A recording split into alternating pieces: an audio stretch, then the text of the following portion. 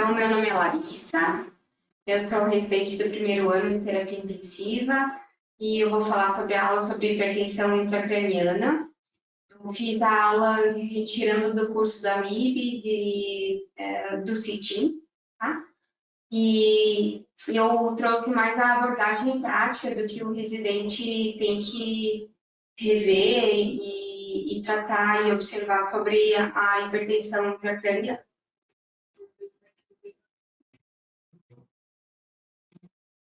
Então, a hipertensão intracraniana é uma emergência médica e ela deve ser reconhecida e tratada o mais rápido possível.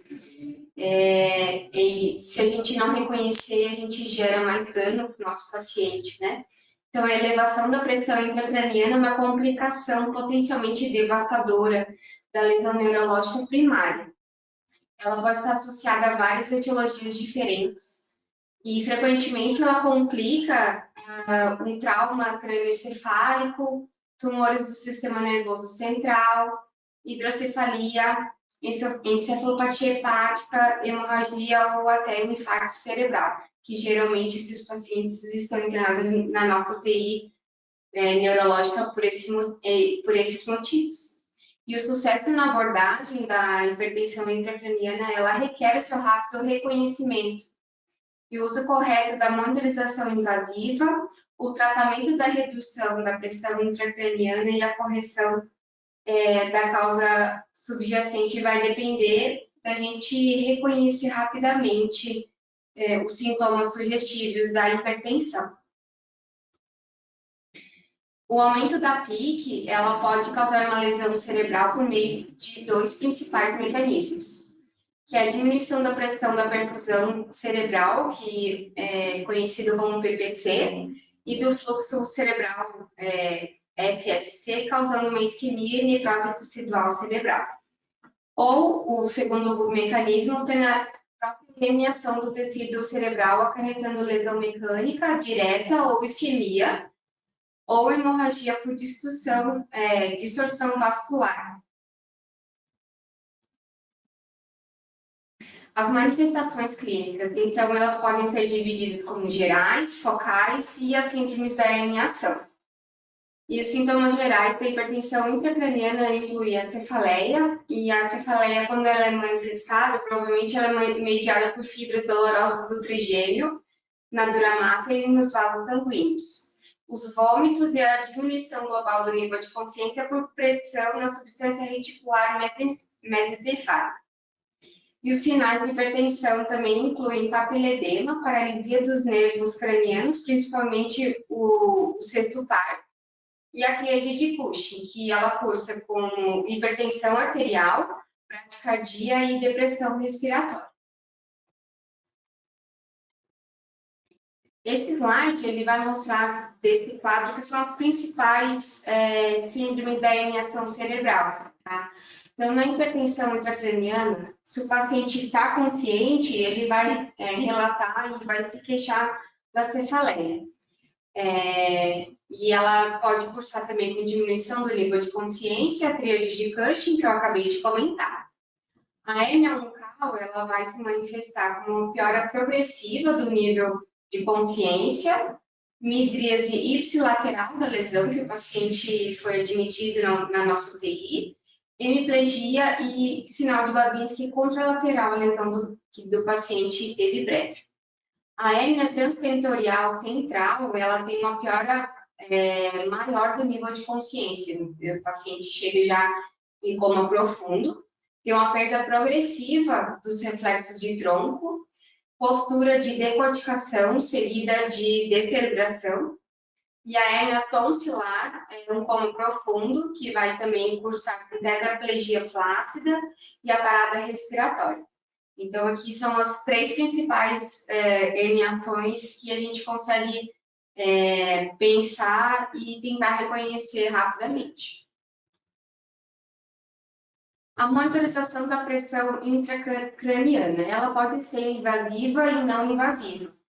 Claro que invasiva, a gente vai ter os dados mais fidedignos, a gente consegue entender mais rápido e agir mais rápido, mas tem o seu lado um pouco mais controverso, né?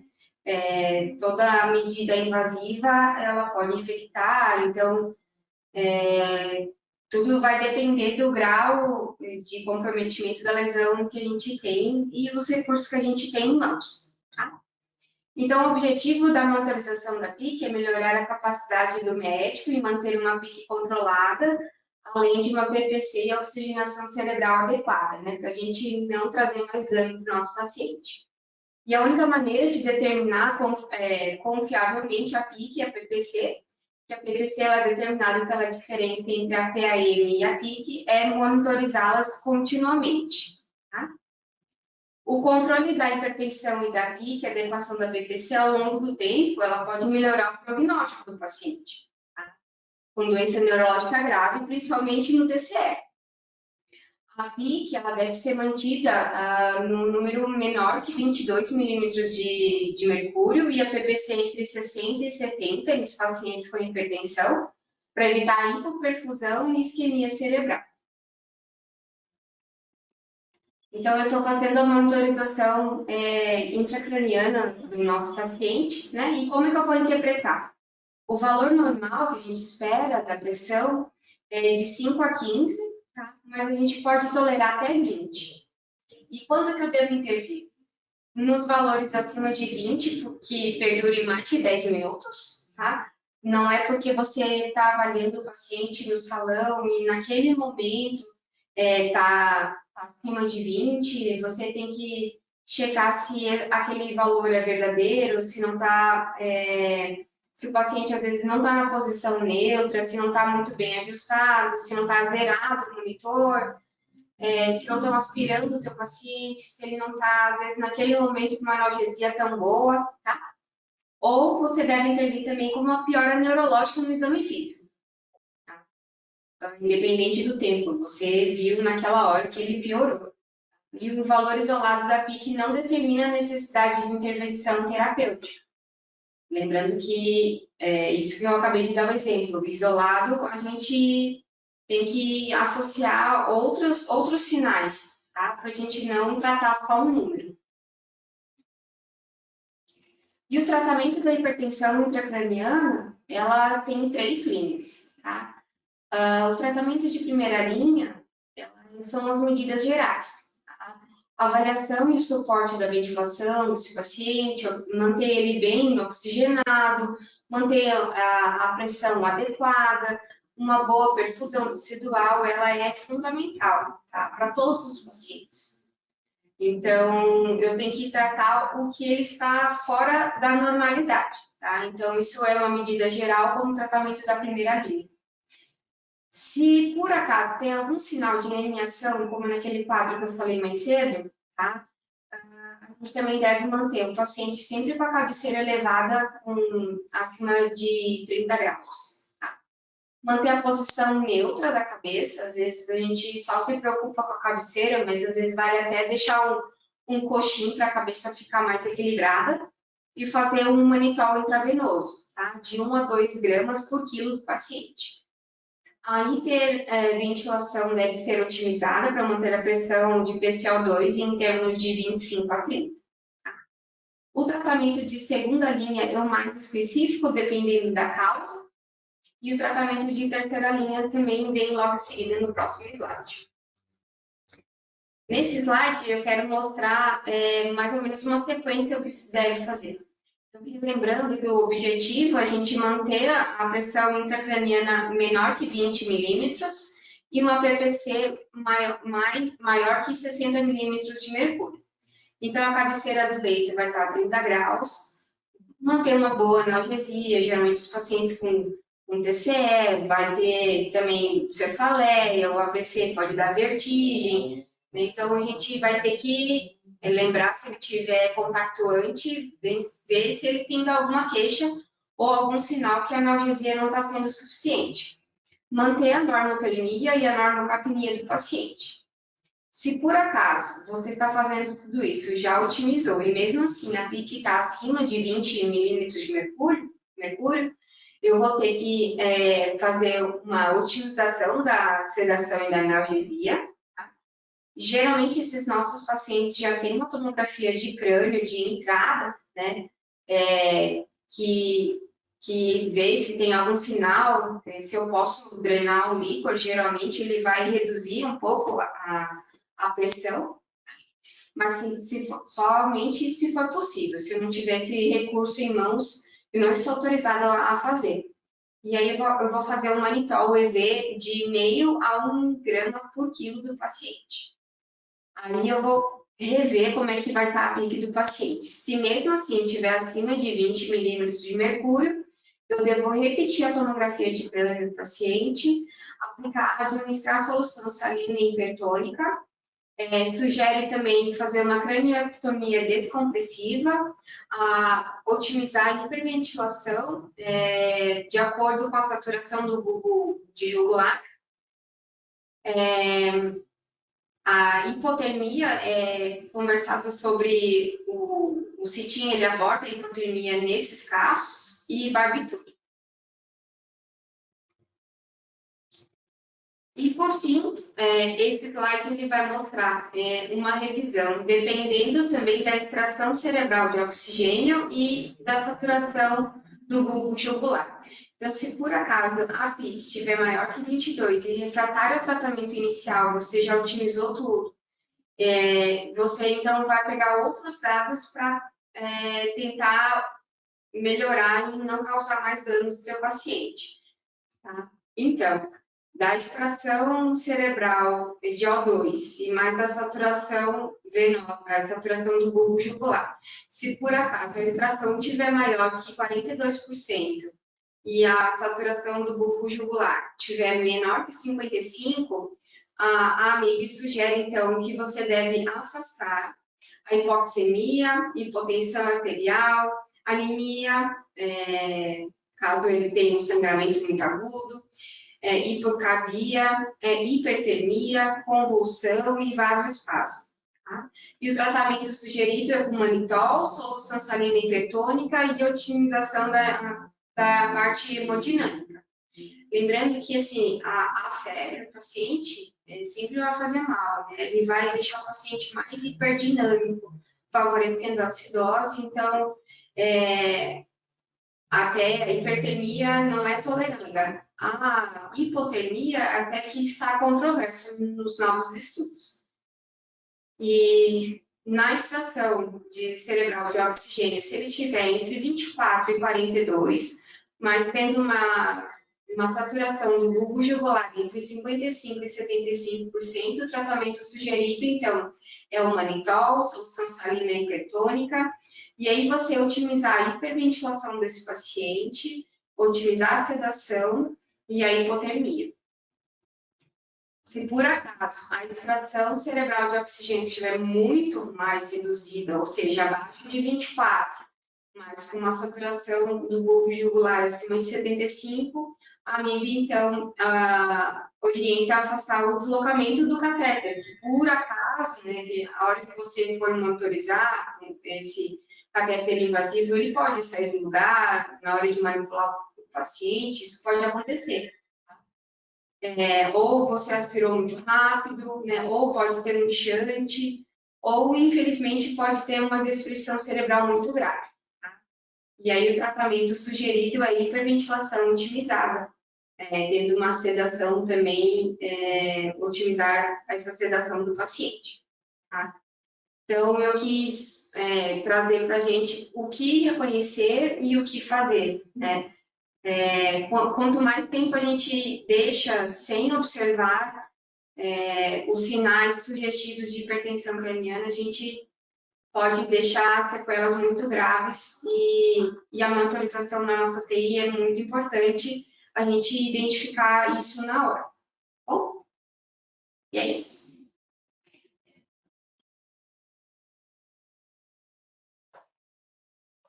Muito bem, Lari. Bom, eu vou fazer alguns comentários, então, só sobre hipertensão intracraniana para complementar, e depois, se vocês quiserem tirar algumas dúvidas com a Laís. Bom, então, assim, hipertensão intracraniana, basicamente, a gente tem que começar pensando em qual é a causa, tá? Ela pode ser uma causa mais global ou ela é algo unilateral? Essa causa, ela é algo que deve ser abordado via tratamento cirúrgico ou não, né? É possível que faça uma monitorização invasiva desse paciente, sempre que puder, a gente gostaria de que fosse colocado um monitor de pique para poder nos manter mais perto desse valor, um valor real. Mas ela não é a única coisa que vai nos guiar, né? O que nos guia muito mais é a avaliação clínica do doente. Então, assim, são vários os sinais que vocês vão ter que perceber ao longo do tempo para identificar aquele paciente que tem hipertensão intracraniana. Então, pensar na causa, fazer uma avaliação regular de pupila nesse paciente, colocar ele em neurocheck, avaliar qual é o neurocheck que ele precisa estar, né? Se ele precisa ficar de 15 em 15 minutos, meia hora, uma em uma hora, orientar as pessoas que estão com vocês que elas devem seguir essa orientação do neurocheck, qualquer alteração elas devem passar para vocês, saber quais são os critérios do neurocheck. Quando for avaliar a pupila, não ir buscar apenas pupilas diferentes uma da outra, então a pupila, a anisocoria, ela é uma alteração muito pouco sensível, ela é bem específica para a hipertensão intracraniana, mas ela é muito pouco sensível. Muitas vezes a gente tem alteração e a gente não consegue identificar ainda essa anisocoria porque não chegou nesse tempo. Reflexo fotomotor e consensual também é muito importante, porque a alteração na velocidade do reflexo nos pode dizer que tem uma hipertensão aí em processo. Então, a gente tem uma certa dificuldade de poder ver isso, né? Mas com o pupilômetro digital, que é algo que eu acho que para os próximos tempos a gente vai acabar tendo, saber então que a velocidade do reflexo ela é bem importante também para você predizer a hipertensão intracraniana. Saber avaliar a curva, né? Então, ver a curva da PIC e saber avaliá-la antes de se preocupar só com o valor, porque muitas vezes você perde a complacência cerebral e ainda não chegou num ponto onde o paciente tem um valor acima de 20 ou 22. E aquele paciente que estava ali para você internado e está sempre com 7,8, agora ele está com 12, 13, 14, já se atente para esse paciente, né? Não espere chegar em 20, 22 para você poder fazer alguma coisa por ele. Porque ele pode chegar no 20, 22, herniar e você não ter tempo de fazer nada. Que mais? Você precisa, então, conhecer as curvas, tá? Então, P1, P2, P3 e saber o que cada uma delas representa. Então, a P1 é o pico sistólico, a hora que o sangue chega dentro do cérebro. A P2 é o que reflete mesmo a complacência cerebral e ela é muito importante para a gente. Porque o que é complacência? É eu avaliar essa recepção do sangue dentro da cabeça, é a alteração que a gente vê de relação entre volume e pressão. Então, é o volume cerebral sobre a pressão cerebral. Se você tem um aumento da pressão, a hora que chega o sangue lá dentro, ele não vai ser bem acomodado, você não vai manter uma boa perfusão cerebral. Então, tem que saber que a onda do P2 ela é abaixo da onda do P1 e o P3 é o nó dicrótico. Outra coisa que é importante que vocês saibam é que não é porque você tem uma pique e que essa pique está abaixo de 20 que o paciente não está herniando, que o paciente está tudo bem, que não precisa se preocupar, que você pode ficar tranquilo. Não, você também tem que pensar no conceito de pique compartimentada. Então, o nosso cérebro, ele possui compartimentos. Então, fora aqueles que a gente já conhece, né, de supra e infratentorial, às vezes você está lá com o monitor de pique, ele está longe da lesão e a lesão está fazendo pressão e você não está vendo. Ou então você tem uma pique medida através da DVE, que é uma monitorização um pouco mais global do sistema todo, mas se às vezes ele tem uma lesão infratentorial, você não vai ver, você pode não ter alteração. Até mesmo alterações unilaterais, né? Um hematoma epidural, às vezes um subdural, algo assim, um interparenquimatoso que aumentou, às vezes vai demorar muito para você perceber isso no valor. Por isso que é muito importante que você faça uma avaliação, uma monitorização multimodal desse paciente e tenha ele bem na sua mão, com todos os critérios, conhecendo exatamente como é esse doente. Que mais? Bom, Outras formas que a gente pode avaliar a hipertensão intracraniana sem ser pela monitorização através da fibra óptica com o valor do monitor é fazendo um ultrassom do nervo óptico. Então, é algo fácil, prático, que a gente precisa de um pouco de treino ali para poder saber identificar. Então, você tem que saber identificar o nervo e a região da bainha. Então, o que a gente mede é a bainha. Então, ela tem uma alteração, um gradiente ali em cinza, que você vai ter que saber aonde está essa bainha para você fazer essa medida. E ela é muito rápida, muito prática, e a curva de aprendizado é também muito boa, porque a gente aprende isso muito rápido. Outra coisa que pode ser verificado também, se você conseguir uma boa janela ali para fazer a bainha do nervo óptico, é você ver a velocidade do fluxo da artéria oftálmica. Então, a artéria oftálmica, ela vem em direção ao nosso olho aqui, então, com o próprio, a gente consegue colocar o Doppler em cima da artéria oftálmica e aí talvez fazer uma avaliação um pouco mais profunda de como está a resistência vascular desse paciente. Sempre lembrar, então, que são componentes multifatoriais e você tem que pensar nesse doente como múltiplo mesmo, mas não esquecer de começar sempre do básico. Então, você tem que deixar esse paciente bem posicionado, não adianta você ter um paciente com hipertensão intracraniana e ele está com a cabeça torta, porque você vai prejudicar a drenagem através do sistema venoso. Então, deixar o paciente com a cabeceira elevada e a posição neutra da cabeça, ela é muito importante. A maioria das medidas medicamentosas que a gente acaba fazendo, ou até mesmo mexer no ventilador e ajustar a PCO2, são medidas que agem muito mais nas arteríolas paracapulares e mexem muito na autorregulação cerebral. O que a gente vai mexer em drenagem é justamente o posicionamento da cabeça. Do resto, a gente vai mexer no sistema arterial. E toda vez que a gente mexe no sistema arterial, a gente mexe em fluxo. E mexer em fluxo significa que no primeiro momento eu diminuo o volume sanguíneo cerebral, mas eu posso causar uma isquemia nesse paciente porque ele já está com o fluxo comprometido e eu posso piorar ainda mais esse fluxo. Então, assim, pense, primeira coisa, posicionar então esse paciente no leito, deixar a cabeça dele neutra, ver se esse paciente não tem algum fator conflitante que possa causar e fazer com que ele faça a hipertensão intracraniana, ter um avaliador do paciente, antes de fazer alguma aspiração, ver se esse paciente não tem algum risco e se você vai precisar fazer alguma medida antes, prevenível. Não é tão comum de acontecer, mas você tem que estar atento a isso, tá? Ver glicemia desse paciente também, temperatura, porque febre faz muita hipertensão intracraniana. Então, checar todos esses fatores antes disso, para daí você pensar em tratar, tá? Ver a pressão arterial, que às vezes esse paciente ou está hipotenso ou hipertenso, e ver qual é a pressão de perfusão cerebral, então diminuir se você tem a PIC, né, o valor da PM menos a PIC, chegar no valor de PPC, que a gente usa ali em torno de 60 a 70, não deixar que isso fique muito alto, mas também não deixar que fique baixo, porque ele vai hipoperfundir o cérebro, vai vasodilatar com uma alteração reflexa, e essa vasodilatação vai aumentar o volume sanguíneo cerebral e vai aumentar a pressão intracraniana. E aí, ok, você já revisou tudo, tá tudo certo, você vai ter que tratar mesmo.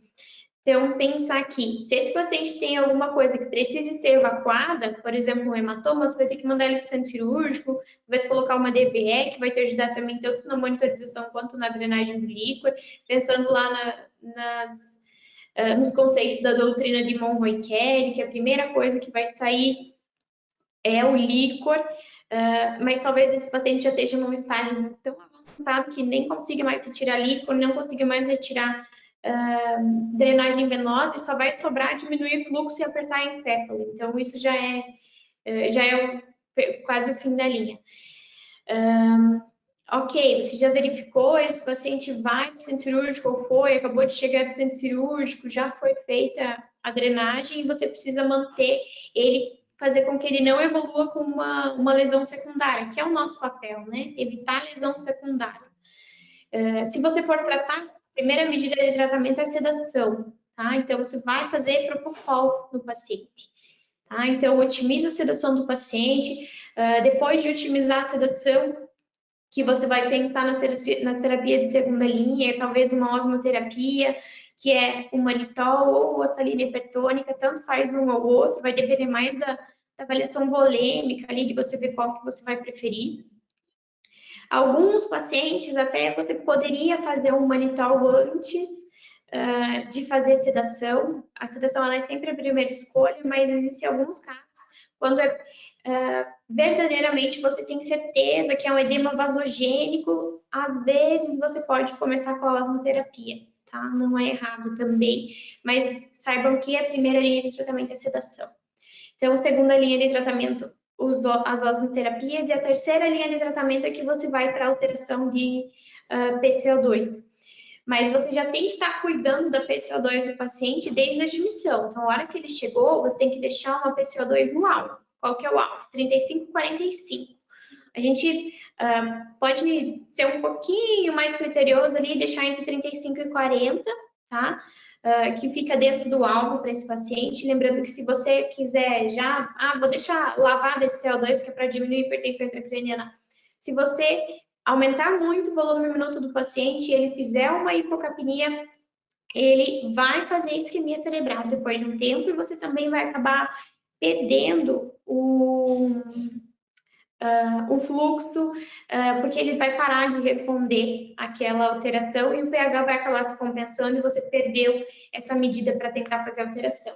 Então, lembrar que se você quiser mexer no PCO2, você tem que saber o que você está fazendo, você tem que fazer isso como uma medida temporária, uma medida drástica para talvez só no transporte até o centro cirúrgico para o paciente tolerar esse transporte. Então, toda vez que você ir lá e aumentar o volume minuto, você vai lavar o CO2, vai fazer hipocapnia, com isso vai fazer com que diminua o fluxo sanguíneo cerebral e aí, por um momento, ele vai diminuir a pressão intracraniana.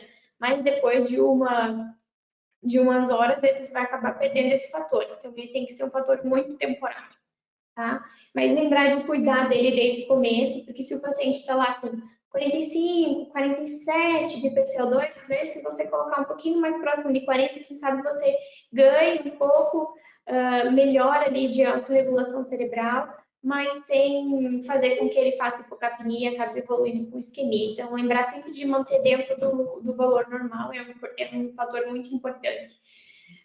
Ver distúrbios hidroeletrolíticos também, né? Se esse paciente não tem algum distúrbio do sódio, geralmente a gente quer que o sódio fique normal. Se o paciente não está fazendo alteração ali 135, 145, se ele tiver evoluindo com hipertensão intracraniana, tudo bem se tolerar ali ele chegar um pouco mais perto de 150, mas também sempre sabendo qual é o mecanismo dessa hipertensão intracraniana e não fazer isso do nada e nem fazer como uma receita para todo mundo fazer igual. E aí, por último, a gente poderia considerar, né, as medidas um pouco mais drásticas, como hipotermia, ela é relatada, a gente não tem tanto costume de fazer, mas você vai poder fazer hipotermia também no paciente, ela é uma medida. Barbitúrico também.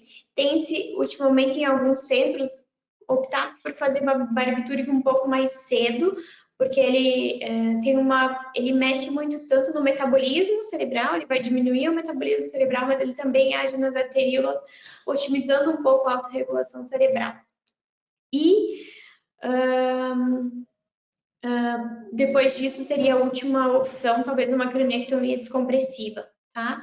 Mas também a cranectomia descompressiva, muitas vezes o paciente às vezes já vem com cranectomia do centro cirúrgico, porque ele já optou por fazer na abordagem inicial da complicação, ou às vezes é um paciente que você precisa fazer a cranectomia antes ainda dele chegar naquele quadro de hipertensão intracraniana, como paciente com AVC maligno, que é jovem, e aí provavelmente evolua com um pico de edema cerebral bem importante. Que mais? Eu acho que era isso, basicamente, que eu tinha para comentar. Vocês têm alguma pergunta, gente? Carol, oi, aqui é o José. Eu tenho uma dúvida, porque, enfim, não tenho muito manejo ainda, hipertensão intracraniana, mas lá no HT eu acabo percebendo que a gente acaba mexendo muito na DVE. Tipo, a gente acaba abrindo a DVE para drenar um pouquinho. Mas se a gente vê no fluxograma, não tem. Tipo, realmente. É porque assim, ela não vai estar lá no teu esquema, né?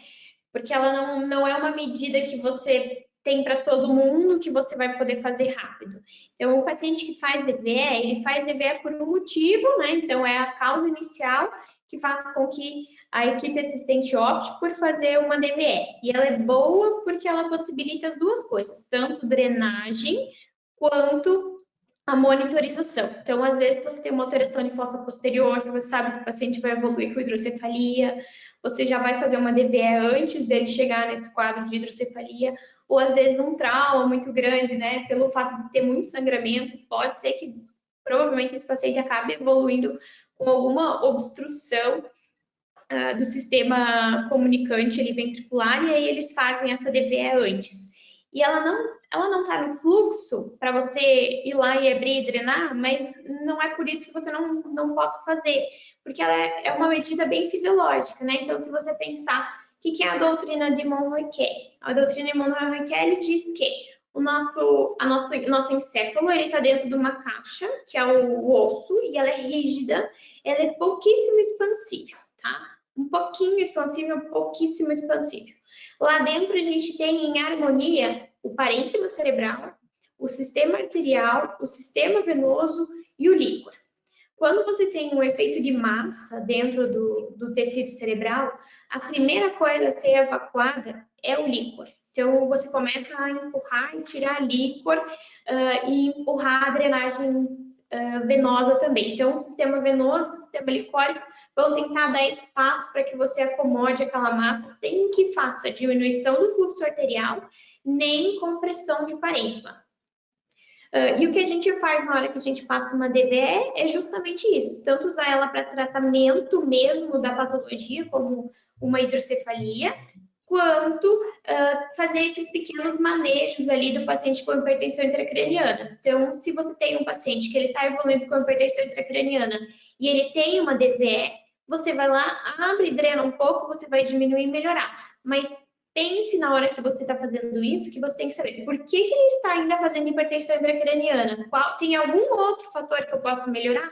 Porque vai chegar um momento que você vai colabar o ventrículo, você não vai mais conseguir drenar, se você drenar demais, né? E você vai perder esse mecanismo de ajuste. Então, você tem que sempre lembrar dos outros fatores, ajustar a sedação desse paciente, porque se você está precisando ainda abrir DVE, é porque ele está fazendo hipertensão intracraniana, então ajuste a sedação, ajuste a analgesia, veja febre, dor, veja todos os outros fatores, otimize a pressão do paciente, porque ele pode ter um distúrbio de regulação, ou então considere talvez retomografar e reavaliar esse paciente, porque às vezes ele pode ter piorado do quadro inicial. Ah, entendi. Então, pelo que eu entendi, eu acho que a princípio também não tem nenhum valor, assim, de quanto eu vou drenar. Eu, sei lá, dreno um pouquinho, reavalio, ver se estabilizou e eu tento compensar as outras medidas. Isso. Carol, também fiquei com uma dúvida. Quando que eu começo a desmamar a sedação do paciente? Depende da etiologia que gerou a hipertensão dele? Isso, a etiologia vai ser bastante importante para você, para saber quando que você vai poder tirar isso ou não, mas se você tem um paciente que passou as últimas 24 horas estável, não teve nenhum momento de hipertensão intracraniana, evoluiu bem, você conseguiu estabilizar o quadro, você vai tirar a sedação para deixar ele acordar. Então, teoricamente, 24 horas com um paciente totalmente estável sem fazer hipertensão intracraniana. Em alguns casos, dependendo de como for, o paciente às vezes fez hipertensão intracraniana só quando chegou, porque estava mobilizando e tal, você consegue ainda tirar a sedação um pouco menos de 24 horas. Certo, obrigada.